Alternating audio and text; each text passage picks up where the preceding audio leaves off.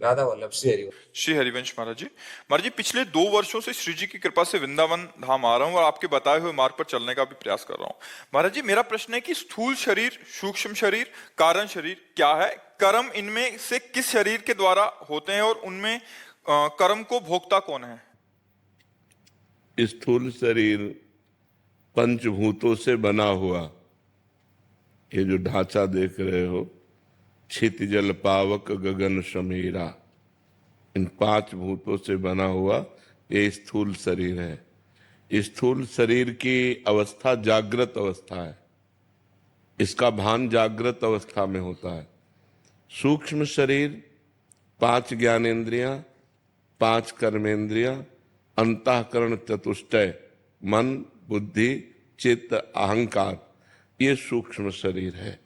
इसका भान स्वप्नावस्था में होता है और इस स्थूल को चलाने वाला सूक्ष्म शरीर है और सूक्ष्म शरीर को प्रभावित करने वाला कारण शरीर है।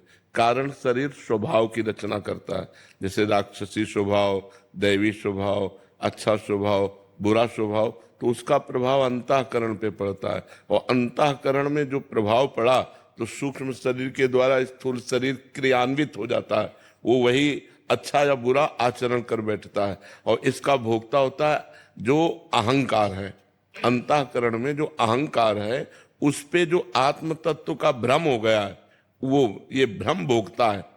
वैसे तो जो आत्म स्वरूप है अजन्मा है, वो कर्ता और भोक्ता नहीं है, पर भ्रम से, जैसे अब आप भ्रम से अपने को पुरुष मान रहे हैं तो आपका स्वरूप ढक गया और आप अज्ञान में भ्रमित होकर के पूरा जीवन व्यतीत कर रहे हैं। आप न स्त्री हैं न पुरुष हैं, आप ब्रह्म स्वरूप हैं, आप आत्म स्वरूप हैं, आप भगवत स्वरूप हैं। ये साधना से जानना होता है। तो कर्ता भोक्ता ना होते हुए भी, अजन्मा होते हुए भी उसका जन्म मरण होता है और उसे भोग भोगना पड़ता है। भ्रमात्मक। कैसे भ्रमात्मक? जैसे स्वप्न में कोई सिर काटे तो बिना जागे दुख दूर नहीं होता, जो सपने सिर काटे कोई, बिन जागे दुख दूर न होई। ऐसे ही बिना ज्ञान में जगे ये अज्ञान परंपरा नष्ट नहीं होती है। तो समझ में आया?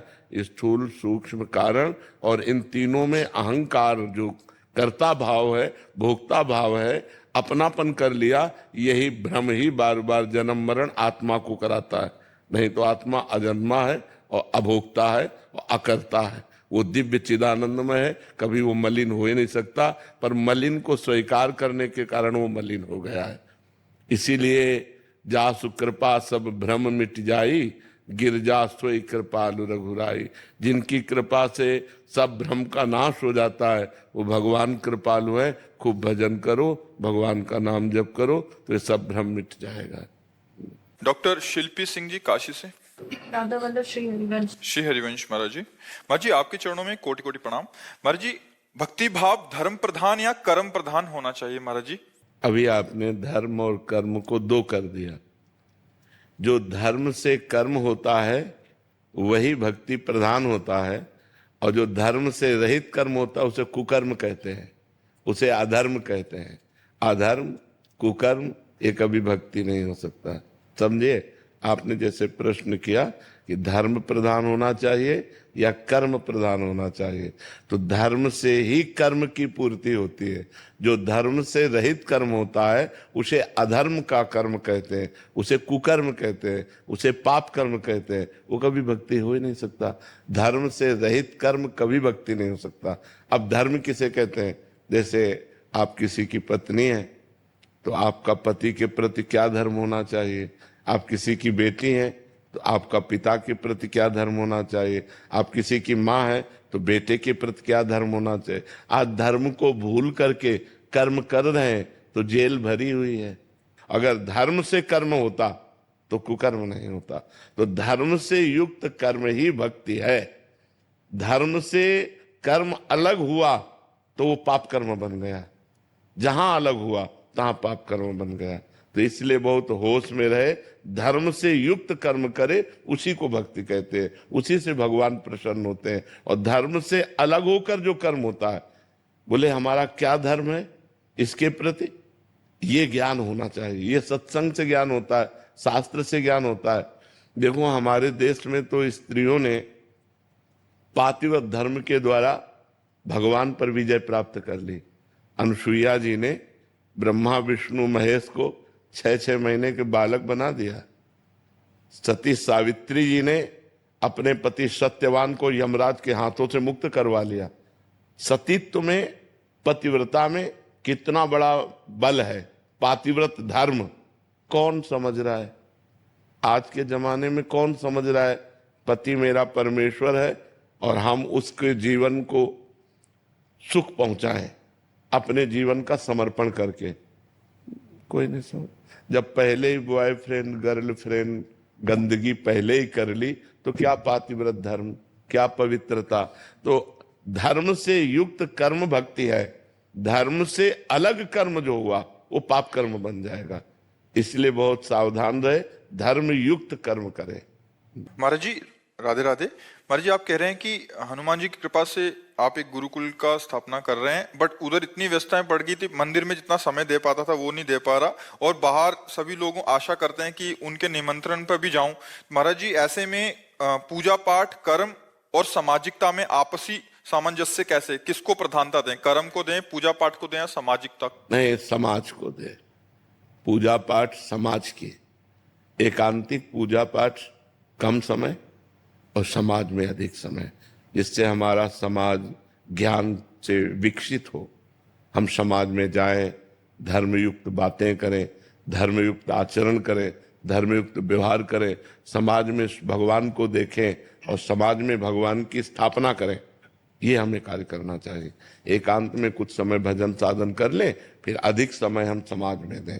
किसी के निमंत्रण में भी गए तो हम ऐसे आचरणों से युक्त रहें।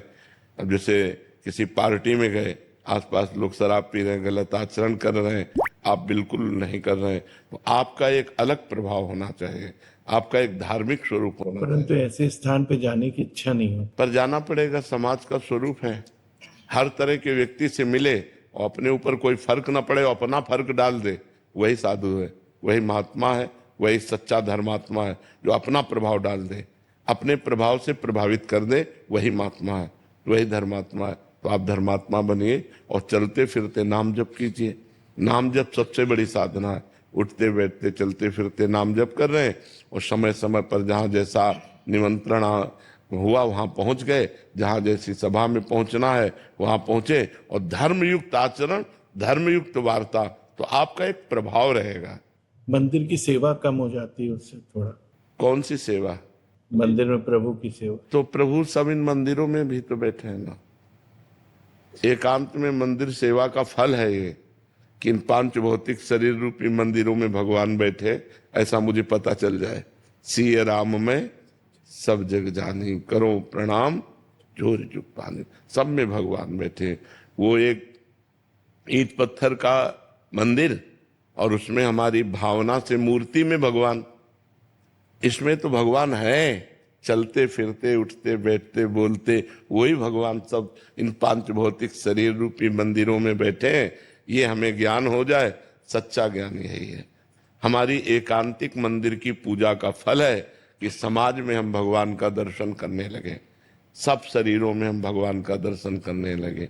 वासुदेवा सर्वमिति सा महात्मा सुदुर्लभा, सब जगह भगवान श्री कृष्ण है, ऐसा अनुभव होना उत्तम महात्मा का लक्षण है। रिद्धिमा